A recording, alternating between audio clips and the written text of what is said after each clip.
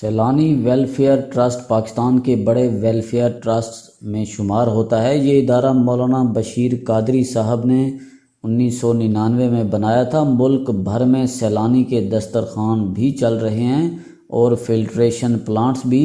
یہ لوگ روزانہ ضرورت مندوں کو 1 کروڑ روپے کا کھانا کھلاتے ہیں۔ فلٹریشن پلانٹس، جہیز فنڈز، اجتماعی شادیاں اور مفت ادویات اس کے علاوہ ہیں، اور وزیر اعظم کا دسترخوان پروگرام بھی سیلانی ٹرسٹ چلا رہا ہے۔ رقم ٹرسٹ خرچ کرتا ہے لیکن واہ حکومت سمیٹ رہی ہے۔ مولانا بشیر قادری کے تمام منصوبے شاندار اور قابل تقلید ہیں، لیکن ان کا ایک منصوبہ حقیقتاً انقلابی ہے۔ میرا خیال ہے ریاست اگر اس منصوبے کو اپنا لے تو چند برسوں میں پورا ملک بدل جائے گا، اور یہ منصوبہ ہے سیلانی IT ٹریننگ۔ ٹرسٹ نے کراچی، حیدرآباد اور فیصل آباد میں انفارمیشن ٹیکنالوجی کے سینٹرز بنا رکھے ہیں، اور یہ ان سینٹرز میں نوجوانوں کو IT کے مختلف شعبوں میں مفت ٹریننگ دیتے ہیں۔ کورسز 6 ماہ سے 1.5 سال تک ہوتے ہیں۔ کورس مکمل ہونے کے بعد یہ لوگ طالب علموں کو لیپ ٹاپ بھی دیتے ہیں، اور دفتر میں جگہ بھی ان کا کام چل پڑتا ہے تو یہ ان سے آفس واپس لے لیتے ہیں۔ مجھے مولانا بشیر قادری کے ساتھ فیصل آباد کا سینٹر وزٹ کرنے کا موقع ملا تھا۔ میں ان لوگوں کا جذبہ اور کوشش دیکھ کر حیران رہ گیا۔ ٹرسٹ سے اب تک 15,000 طالب علم فارغ التحصیل ہو چکے ہیں، جبکہ 50,000 ٹریننگ لے رہے ہیں۔ طالب علموں کو artificial intelligence, web development, app development, react, native, flutter, cloud computing, blockchain اور CCNP اور CCSA کے کورس کرائے جاتے ہیں۔ سیلانی نے لرننگ بھی شروع کر دی ہے، لہٰذا طالب علم اب پوری دنیا سے ماڈرن کمپیوٹرنگ اور سوشل میڈیا ایپس سیکھ رہے ہیں۔ مجھے مولانا بشیر قادری نے بتایا تھا ہم کم از کم 10 لاکھ نوجوانوں کو IT ایکسپرٹ بنانا چاہتے ہیں، اور ہم 2030 تک یہ کر کے رہیں گے، اور اس سے پاکستان $100 ارب کمائے گا۔ آپ کو یہ دعویٰ دیوانگی محسوس ہوگی، لیکن یہ عین ممکن ہے۔ ان کے 15,000 طالب علم اس وقت اپنے پاؤں پر کھڑے ہیں۔ 1000 طالب علم ماہانہ $1,000 کما رہے ہیں۔ یہ 1,75,000 روپے بناتے ہیں، اور یہ 18 سے 22 سال تک کے نوجوانوں کے لیے اچھی خاصی رقم ہے۔ کیا یہ انقلاب نہیں؟ یہ درست ہے، بھوکے کو کھانا کھلانا اور بیمار کے علاج کا بندوبست کرنا عظیم نیکی ہوتی ہے، لیکن کسی شخص کو وقار کے ساتھ روزگار دینا، اسے مچھلی پکڑنے کا طریقہ سکھانا، یا رسول اللہ صلی اللہ علیہ وسلم کی طرح ضرورت مند کی کلہاڑی میں دستہ ٹھونک دینا، اس سے بھی کہیں افضل، کہیں شاندار نیکی ہے۔ لہٰذا میں IT پروگرام کو سیلانی ٹرسٹ کے تمام پروگراموں سے بڑا پروگرام سمجھتا ہوں۔ وزیر اعظم کو چاہیے تھا یہ دسترخوان کی بجائے اس پروگرام کو اون کرتے، تاکہ 10-20 برسوں میں قوم کا ایک بڑا حصہ اپنے قدموں پر کھڑا ہوتا، لیکن ہمارے وزیر اعظم کو ہمیشہ چندہ متاثر کرتا ہے۔ کیوں؟ میں آج تک یہ نہیں سمجھ سکا۔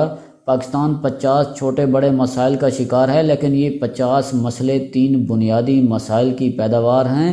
ہم اگر یہ 3 مسئلے حل کر لیں تو ہمارے 50 مسئلے خود بخود حل ہو جائیں گے، اور ہم 30 سال میں جدید دنیا کے جدید ترین ملکوں میں شامل ہوں گے، اور وہ تینوں مسئلے ہیں آبادی، بے روزگاری اور بے ہنری۔ ہم قلیل ترین وسائل کے ساتھ آبادی کے لحاظ سے دنیا کا 5واں بڑا ملک ہیں۔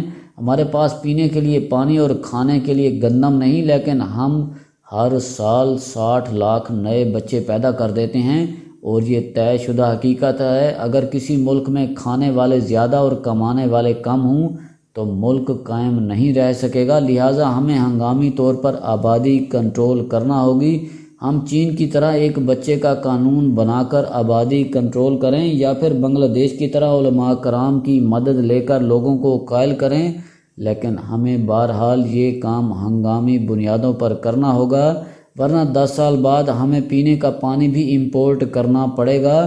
دوسرا، ہمارے ملک میں صرف 1 کروڑ لوگ معاشی لحاظ سے مکمل طور پر آزاد ہیں، باقی 21 کروڑ لوگ ان پر سواری کر رہے ہیں۔ ملک میں صرف 29 لاکھ لوگ ٹیکس دیتے ہیں، اور یہ کل آبادی کا 1.38% بنتا ہے۔ ہم فی کس آمدنی میں بھی دنیا میں 159ویں نمبر پر ہیں۔ ہم 7 سارک ملکوں میں بھی 5ویں نمبر پر ہیں۔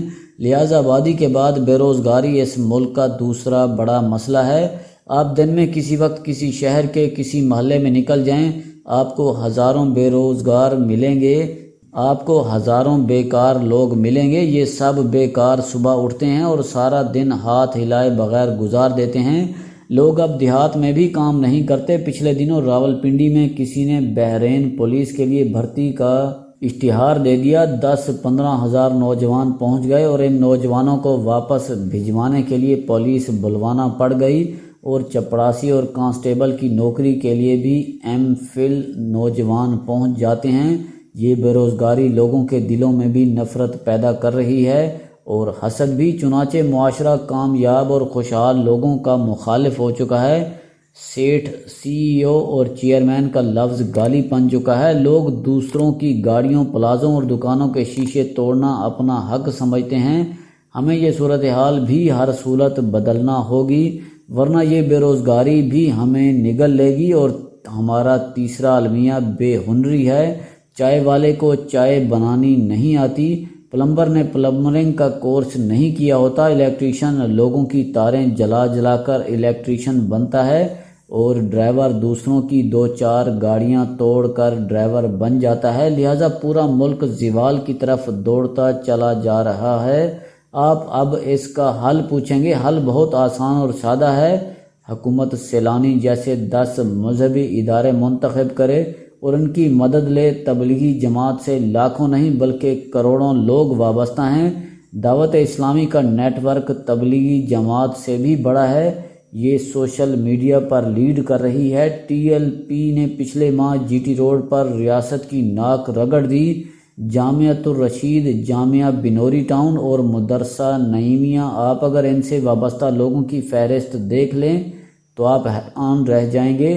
تحریک نفاذ فقہ جعفریہ اور مجلس وحدت المسلمین اہل تشیع کی بڑی تنظیمیں ہیں، لاکھوں لوگ ان سے بھی وابستہ ہیں۔ اور آپ اگر اسی طرح پاکستان کی 5 بڑی گدیوں سے وابستہ لوگوں کا ڈیٹا جمع کریں، آپ حیران رہ جائیں گے۔